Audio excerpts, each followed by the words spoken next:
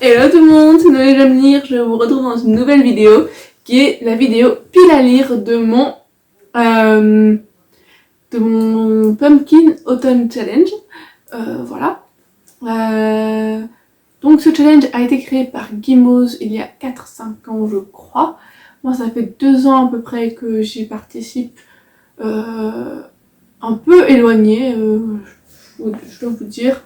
Un peu en retrait, ou alors je vous ai présenté une de mes pages je crois l'année dernière, mais pas plus. L'année dernière ou il y a 2 ans, il y a peut-être 2 ans déjà, je vous ai déjà présenté une... Oui, donc ça fait déjà 2-3 ans même que je participe à ce challenge. Ça fait bizarre. Voilà.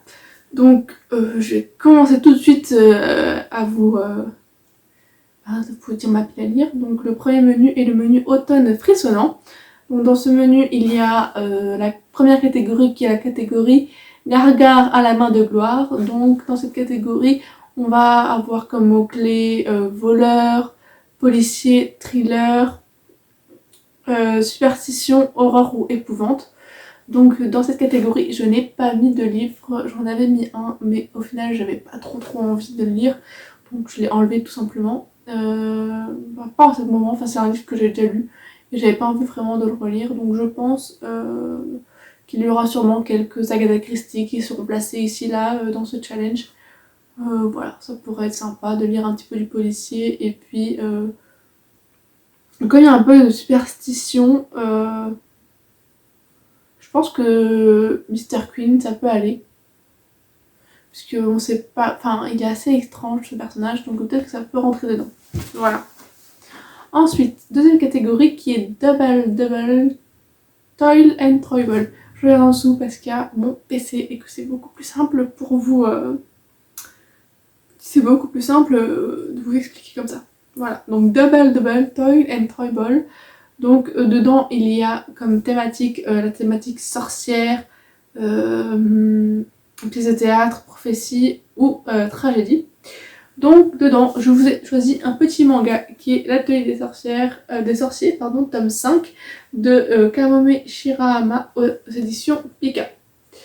Voilà, tout simplement parce que c'est un livre de sorcière, tout simplement. On va pas aller plus loin.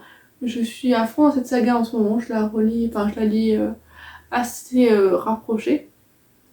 Donc pourquoi pas, ça me permet de la continuer. Je suis à fond manga cette année, l'année d'avant pas du tout, mais cette année beaucoup plus. C'est assez rigolo, donc j'ai hâte de pouvoir le lire. Voilà.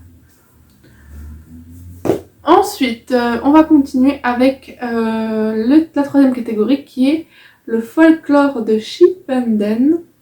Donc dedans, il va y avoir des créatures surnaturelles, du fantastique obscur ou de la fantasy. Donc dedans, j'ai choisi de mettre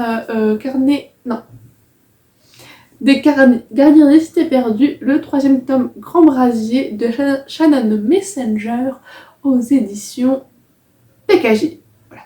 Donc pourquoi j'ai décidé de vous mettre ce livre-là? Tout simplement parce qu'on parle beaucoup de créatures magiques. Voilà.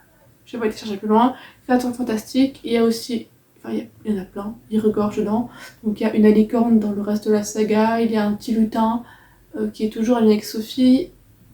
Les elfes sont des créatures fantastiques, tout simplement. Les personnages de base sont des créatures fantastiques. Pour moi, tout rentre dedans. Voilà, j'ai pas été chercher plus loin. En plus, je voulais le lire assez rapidement parce que c'est la dernière chance que je donne à cette saga.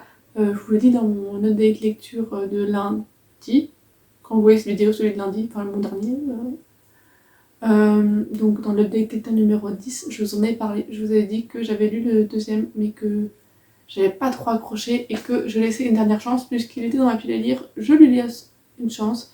S'il me plaît, c'est bien. Sinon, je vais me séparer de cette saga et je ne la lirai plus. Parce que je vais pas me forcer à lire quelque chose qui au final ne me plaît pas tant que ça. Voilà. Ensuite, on passe au deuxième menu qui est Automne, douceur de vivre. Donc dans ce menu, la première catégorie est It's just a bunch of hocus pocus. Donc dans cette catégorie, je n'ai rien mis parce que les mots-clés étaient Halloween, sa main ou automne. Donc pour moi, j'ai pas trop de livres qui se situent à cette période. Si je trouve un petit illustré qui parle de ça, comme ça je pourrais vraiment avoir les images et profiter de l'ambiance automnale, je pourrais le mettre dedans, mais pour l'instant c'est pas vraiment d'actualité. Ensuite, et Gigi, tu ne trouves pas que ça sent drôlement bon à la Gutio Panja? En gros, ça se passe, la phrase est tirée du livre de... Enfin, du livre. Oui, c'est un livre, mais aussi un film de Ghibli, qui est sorcière, donc ça me fait assez sourire. J'aime beaucoup ce petit rappel. Donc, dans cette catégorie, j'ai mis Magic Charlie de tome 2, Bienvenue à Saint-Fouettard, de Audrey Alouette aux éditions Gallimard Jeunesse. Je vous dis le livre, mais je vous dis même pas les mots-clés. Donc, les mots-clés sont parcours initiatique, jeunesse, famille, nourriture. Tout simplement, tous les mots-clés vont avec ce livre. Parcours initiatique, on voit vraiment le parcours de Charlie qui ne connaît rien dans le premier tome à la magie et qui ne sait même pas d'où ça vient, qui commence un petit peu à apprendre et qui au fur et à mesure grandit au fur et à mesure de la saga. Donc ce deuxième tome, il grandit un peu plus et puis il va apprendre sûrement un peu plus sur la magie. Jeunesse, c'est un jeunesse puisque c'est de la Gallimard Jeunesse, voilà tout simplement. Ensuite famille, eh bien on parle beaucoup de la famille puisque dans le premier tome on parle énormément de la grand-mère de Charlie, voilà. Et nourriture, parce que les sorts qui sont utilisés dans cet univers sont des sorts qui utilisent la nourriture, tout simplement. Voilà. Ensuite, troisième catégorie, il suffit de se souvenir de rallumer la lumière. Donc dans cette catégorie, il faut du feel good, de la santé mentale et des émotions. Donc j'ai pris Debbie Macomber, La Maison d'Hôte, qui est le premier tome de Retour à Cedar Cove. Donc c'est aux éditions J'ai lu, catégorie promesse. Hein, voilà, je connais pas trop. C'est un livre qui date que j'ai pris à ma grand-mère. Et j'ai vraiment envie de le lire parce que ma grand-mère, ma mère, toute ma famille, toutes les femmes beaucoup de femmes de ma famille l'ont lu et j'aimerais bien le lire aussi. C'est un peu un truc tranquille dans un petit village, voilà, tout simplement. Donc après la mort de son mari, le personnage retourne dans sa ville d'enfance, je crois, et ouvre une maison d'hôte, tout simplement. Tout ce que j'aime, je vais me lancer là-dedans, je vais être hyper contente. Et d'ailleurs, je crois qu'il y a une série sur parce que Cedar Cove, ça me dit quelque chose, mais je crois qu'il y a une série Netflix qui parle de cette série de livres.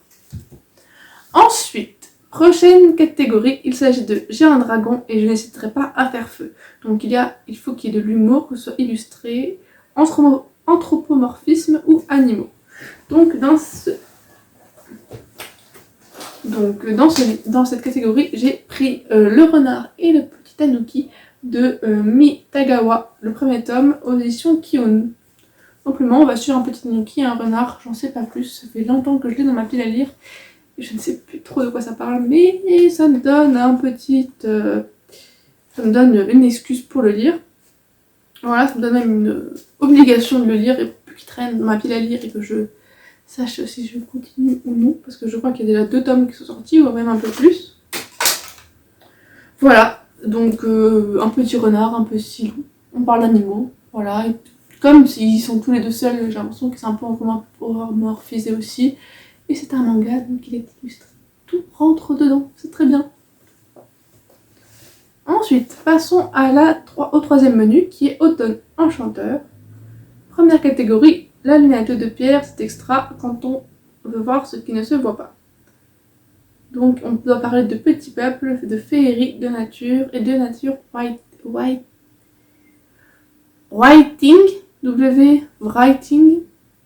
Mon anglais est magnifique. Je n'ai mis aucun livre dedans non plus parce que tout simplement je n'ai rien qui parle de ça. Petit peuple, j'en avais que un livre et je l'ai utilisé pour le mode de la fantaisie. Peut-être que j'en retrouverai pendant mes retours à la librairie. Je n'en sais pas plus, on verra bien à ce moment-là. Voilà. Ensuite, nom d'une dune. Donc il faut qu'il y ait de l'écologie, de l'anticipation, de la science-fiction ou du post-apocalyptique. Donc j'ai pris Phobos 2, parce que tout simplement ça se passe dans un futur proche. Et puis ils vont sur Mars, donc c'est un peu science-fictionnesque. Voilà, tout simplement. Donc Phobos, le tome 2 de Victor Dixon aux éditions Robert Laffont. Pas grand chose d'autre à dire sur ce livre, j'ai beaucoup aimé le premier, j'ai hâte de lire le second. Voilà. Ensuite, Princesse, donc il faut qu'il y ait de l'inclusivité, du LGBTQI, QI+, je vais manquer une lettre, mais QIA+, je pense, ou du féminisme. Donc, j'ai décidé de prendre Le Prince et la Couturière de Jen Wang aux éditions Achilleos. Pourquoi ce livre ? Ça va être assez pointilleux parce que je ne m'y connais pas tellement, je ne veux froisser personne, mais ce prince, pour moi, ce livre parle de transidentité. Je l'ai déjà lu, je sais de quoi il parle et j'ai beaucoup apprécié. J'ai envie de le relire, donc ça m'aide un petit peu. Donc pour moi, il parle de transidentité. Je ne sais pas si c'est vrai ou pas. Si je me trompe, dites-le moi dans les commentaires. Je veux froisser personne, mais c'est un prince qui apprécie énormément s'habiller en fille, qui demande à la couturière de lui créer des belles robes, etc. parce qu'il est plus à l'aise en fille qu'en homme. Donc pour moi, ça rentre dedans. Mais toujours de mon point de vue, je suis une femme cis qui ne connaît pas grand chose à tout ça et je ne veux froisser personne encore une fois. C'est toujours un peu tendu quand on parle de ce sujet. J'ai toujours peur de mal dire ou de mal faire, alors que je ne suis pas du tout contre tout ça. Hein. Mais j'ai toujours un peu de tension, enfin je sais pas trop comment m'exprimer sur ce sujet, de peur de froisser les gens, voilà, tout simplement. Donc, Le Prince et la Couturière. Ensuite, dernière catégorie, il s'agit de Automne des mystères. Donc dans cette dernier menu, il va y avoir le destin perdu. Donc il faut qu'on parle de temps, d'horloge, d'énigmes, de puzzle, d'historique ou de steampunk. Donc dans tout cela, moi j'ai choisi de lire Lady Helen, le deuxième tome, Le Pacte des mauvais jours par Alison Goodman aux éditions Gallimard Jeunesse. Pourquoi ? Parce que c'est un livre historique. Voilà. Pas d'autre raison à ça. Il se passe au 19e siècle, un peu à l'époque victorienne tout simplement. Et puis j'ai adoré le premier, j'avais envie de lire le deuxième. Pas d'autre raison valable. Voilà. Ensuite, les ruines de l'Atlantide. Donc il faut qu'il y ait un conte moral, philosophique, un récit métaphorique, excusez-moi, ou des mythes et légendes.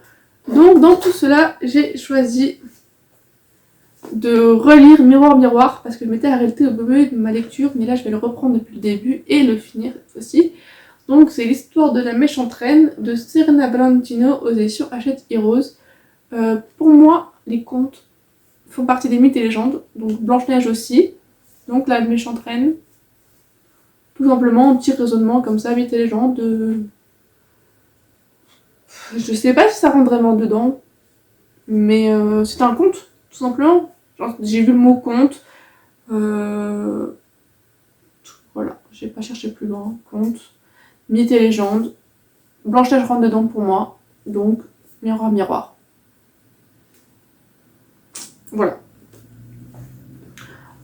Troisième catégorie, c'est En avant Yvette Tempête. Donc il faut de l'aventure, de l'archéologie, des artefacts ou du voyage. Donc dans cette catégorie, j'ai choisi de prendre La briseuse d'illusions, Leroy Jumper, le troisième tome aux éditions Louen. Pourquoi ? Tout simplement parce que dans ce livre, les personnages doivent retrouver des artefacts pour pouvoir déjouer les plans du méchant. En gros, j'ai pas trop envie de vous en dire plus parce que sinon ce serait un peu spoilé. Mais c'est ça, il n'y a pas d'autre... voilà. Ils doivent déjouer les plans du méchant en récupérant des artefacts magiques. Pas que tu formes une clé à la fin, en gros. Et voilà. Mais si je vous en dis plus, c'est du spoil. Donc 3e tome de Librairie Jumper, que ça fait longtemps que j'ai dans la pile, mais que je n'ai pas lu. Parce que j'ai du mal à finir mes trilogies, et c'est toujours la même chose.